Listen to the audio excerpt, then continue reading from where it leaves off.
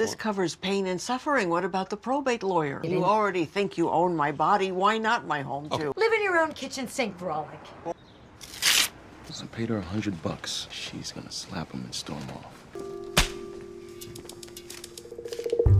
I never made a will. I want to provide for you. There's charities, causes. We've been pumping you with growth factor, but you don't have any new cancers. All shrank. What if the tumors were actually protein deposits? GI biopsy to confirm, chemo to treat. None of these are the cancer party that House is making out though, so we are very much in the arena of medical fiction here, although it does make for good entertainment. Very excited to be reacting to House MD Season 7, Episode 20, Changes. On this channel we are reacting to all 177 House videos, and this will be episode 152. Let's see if I can get the diagnosis before House does as a doctor working in London. I'm trying to find the Jennifer Williams I knew 23 years ago. You are wasting your time for some faded memory. My leg won't move. It's a brain symptom. Yeah, nothing seems to be wrong with his brain. The guy repairs appliances. He's probably got toxic brain damage from years of working with toxic chemicals. My mother's lawyer called. She's threatening to sue the hospital over our mistreatment of her. Go to the patient cell workshop. Look for causes of toxic brain damage. She and her lawyer want to meet with both of us for settlement talks. You're a popular guy. Popular wallet. Nothing's changed. I live the same life. I eat the same food. Same crappy canned food. Or order them by the case online. I challenge you to go one differential without House or anyone else getting under your skin. Off-brand solvent from China. Made of God knows what. Alkalinizes his urine and forced diuresis for heavy metal poisoning. If we chelate, we're not going to know what disease he had. Dr. Cuddy asked me to remove all equipment. She deauthorized all treatment. Or I could just knock all the pieces onto the floor. You're discharging me? You got caught in some politics between our boss and his boss. Cyrus. Jennifer. I just wanted to see you again and say hi. I was starting to think I'd never find my Baby bear. You're having a focal seizure. What does that mean? It means you're not getting discharged. And in classic human evolutionary fashion, just as his love finds him again, his body decides to do the thing most guaranteed to not continue his bloodline. The team has a few clues to change that though, so what are they? Well, we know he just won the lottery, is eating canned food, has had some nondescript chemical exposure, and now has lost use of one leg and is having focal seizures. How did 13 figure that last one out? By simply shining a light into his eye? Pixie magic and intuition mainly. I probably would have used an EEG, but what fun would that be? How can we tie all of this together? Well, the patient has said nothing changed since the win, but we know that he's been traveling a lot. Could that mean that he's been sat in cars or even planes for hours on end? That could mean a clot in the leg could form and even throw off a clot, usually to the lung. But if he had a hole in the atrium of his heart, it could pass to the left side and go up into the brain, causing a stroke. Sudden leg weakness would fit very well with that. The dead or dying part of the brain can then cause dysregulation in electrical activity, leading to a stroke. Oh, that fits the story perfectly. All right, I'm going for what I described there, formerly known as a paradoxical embolism, as my first diagnostic guess. Let's get more clues. Of course I'll let you treat your patient if you meet me halfway. Neurological Lyme disease explains the seizures and the paralysis. I shared a motel room with your ex-girlfriend. He's a rock. How's your brother? Homeless guy. The patient may have found some long ago nookie, but it doesn't mean he hasn't had some in the meantime. Herpes encephalitis. How's Foreman's BP holding? Same. I unplugged the lead 30 seconds ago. Admirable effort. The EEG did show signs of metabolic distress. Found a mass on the pancreas. Mass looks solid. I'd say it's cancer. I'd like a moment with my mother to try and work this out on our own. What do you want? 20 grand. I'll hire help and forget this nightmare you put me through. I say we put your old, cracked, poisonous hip back in, here and now. If House isn't going to take this seriously, I know a few judges who will. There's the tumor on his pancreas. There's one in his kidney and one in his colon. 3 completely different cancers at once. Not so lucky after all. Multi-cancer syndrome. Von Hippel-Lindau? Wouldn't have touched his colon. It seems like this patient has burned out all his luck on the lottery win because 3 separate cancers, each with a different appearance. The only time I saw anything remotely similar to that in real life was a patient who admitted that he and his buddies used to take off their protective gear and boil their tea on an open nuclear reactor. He was such an interesting guy. Our cash-rich Casanova exists in a more uranium-controlled era though, so what could this be? Well, first we need to know how on earth the masses on his kidney, colon and pancreas have ended up causing so many neurological symptoms like leg weakness and seizures. The team think it's a paraneoplastic syndrome, but related to which cancer? There is something called paraneoplastic neurological syndrome that leads to the immune system getting lost on their way to the cancer and attacking nerve cells instead due to the similarity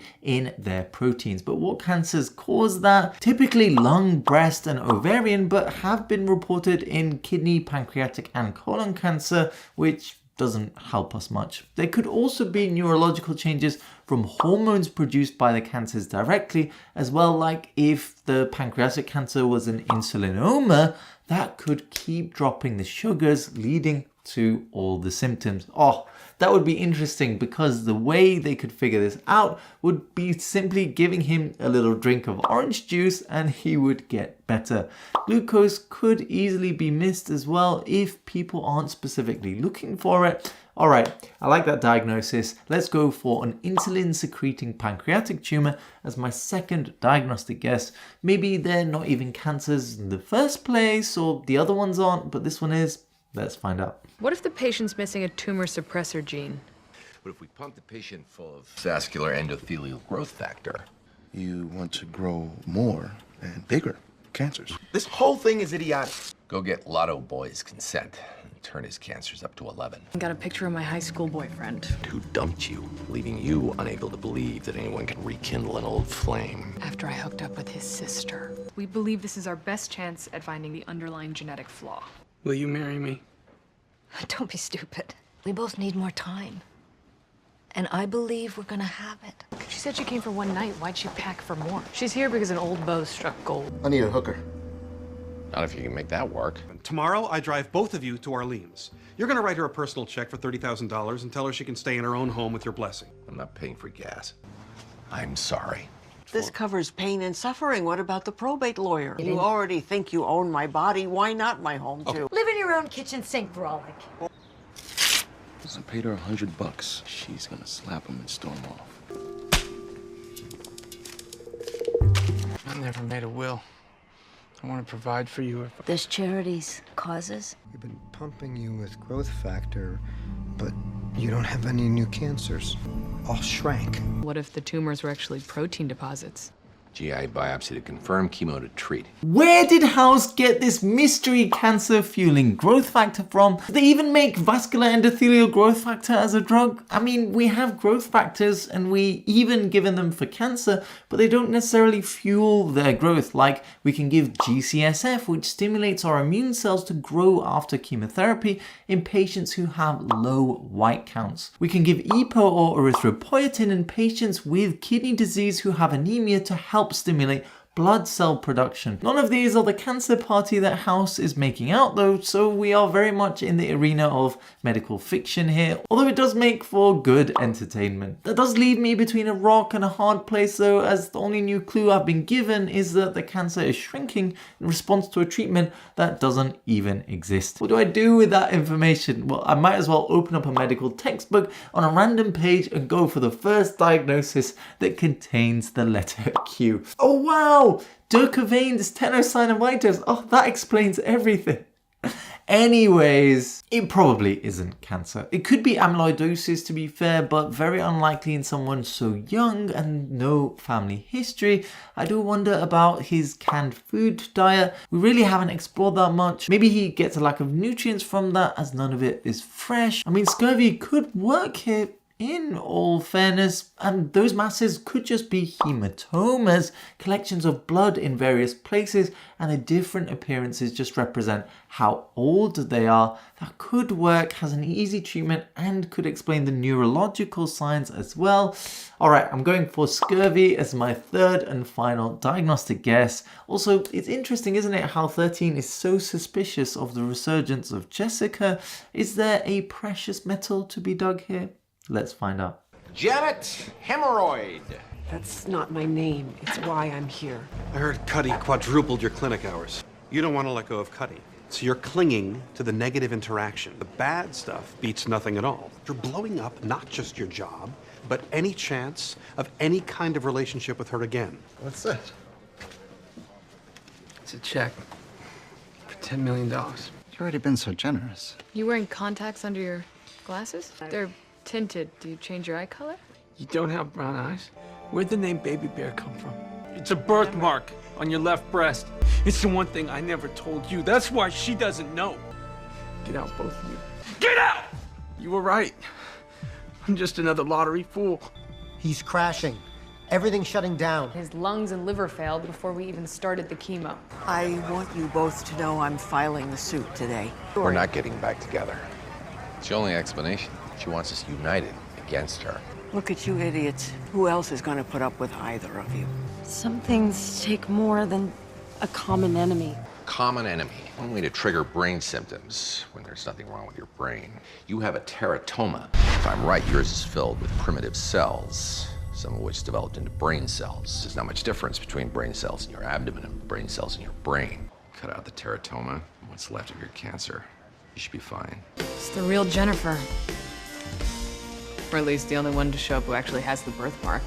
Lotteries are stupid. What? It was paraneoplastic neurological syndrome. I explained the exact disease mechanism, but didn't cover it in my guess. Alas, I am doomed to the graveyard of lost house challenges, destined to only expand in the shadow of my failure. So many layers to this episode. Foreman's blood pressure was actually rigged by Chase, who himself is lost in a sea of superficial encounters with strange women. 13 battling her own torrent of misfortune, and all while House's hopes of rekindling his romance with the only woman he has loved dangle on a thread held loosely by Cuddy's mother. What a great episode. 8.2 out of 10 entertainment, 7.8 out of 10 diagnosis, 6.4 out of 10 accuracy. I mean, the growth factor part was beyond a stretch. But this episode doesn't make full sense unless you watch a previous one where Masters has her big shot.